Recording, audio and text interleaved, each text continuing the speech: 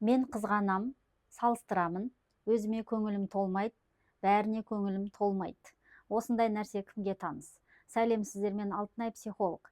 Енді жаңағы нәрсе қызғану, көңіл толмау, салыстыру, бұл барлығында болады. Тек қана сенде емес. Иә, миллион адамдарда осындай. Көңіл толмау, бұл қалыпты нәрсе. Бұл эмоциямен біз не істейміз? Интерпретациямыз қандай? Отношения, қарым-қатынасымыз қандай? Яғни деструктивті ма, конструктивті ма, эффективті ма, эффективті емес па? Қызғаныш болып жатыр ма? Демек, сенде энергия бар. Энергия. Бұл энергияны, бұл сезімді, бұл эмоцияны жақсы жаққа қарай, яғни өсуге қарай бақтау керек.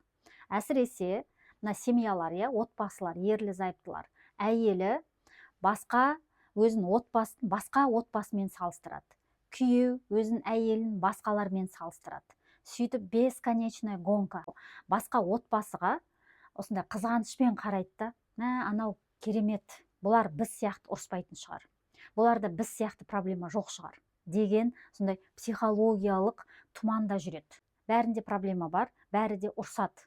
Ешкім ұрыспайды, идеальный деген нәрсе ол иллюзия. Вообще адамды әулие санамаңыздар, идеализировать етпеңіздер. Ешкімді. Бәрінде проблема бар, бәрінде кемшіліктер бар. Просто адам қалай сонымен жұмыс жасайды? Міне мәселе сонда.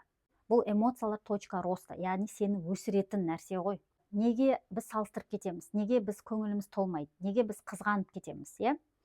Бұл жақта өзімізге көңіл бөлу керек. Бұл сезім маған нені үйреткісі келеді, нені айтқысы келеді? Фокус өзімізге. Мен қызғанып жатырмын. Яғни бұл жақта мойындау. Жоқ, мен қызғанбаймын, мен ондай жаман адам емеспін, мен қызғанбаймын, тағысын тағы, қызғанасың. И бұны мойындау керек. Признать надо. Мен қызғанам. Мен салыстырып қоя береді екем. Менің көңілім толмайды екен. Өзіме де басқаларға да. Бірінші мойындау. Признать надо. Не істейміз? Ал мен признавать еттім, ал мойындадым. Дальше что? Дальше өзімізге фокусты бұрамыз. Яғни, мен нені қызғанып жатырмын? Конкретно, что именно? И бұл жақта точка опорамызды есімізге түсіреміз.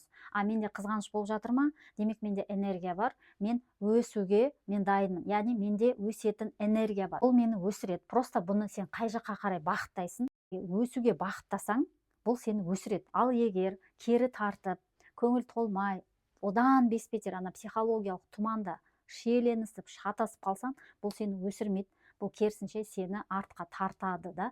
Сол артқа тартып кетпес үшін өзімізге осы сәтке, в реальностьке әкеліп аламыз. Бағалау өте маңызды.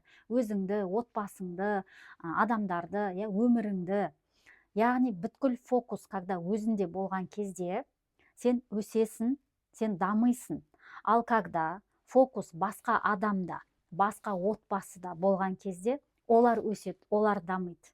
Түсіндің ба? Енді фокусты өзімізге бұруымыз үшін өзімізбен жұмыс жасау керек. Өзімізге сенімімізді молайту керек.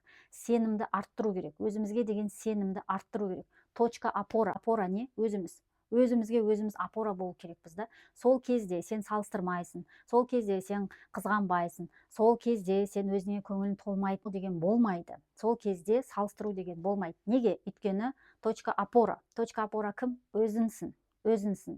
Ішіндегі кішкентай менді өсіру үшін өзімізге деген сенімділікті өсіру керек. Навык. Бұл қабілетті арттыру керек. Сенімді, харизматичный әйел боламыз. Парақшаға тіркел, бірге жасаймыз. Сен жалғыз емессің, осыны ұмытпа. Сақтап ал, бөліс.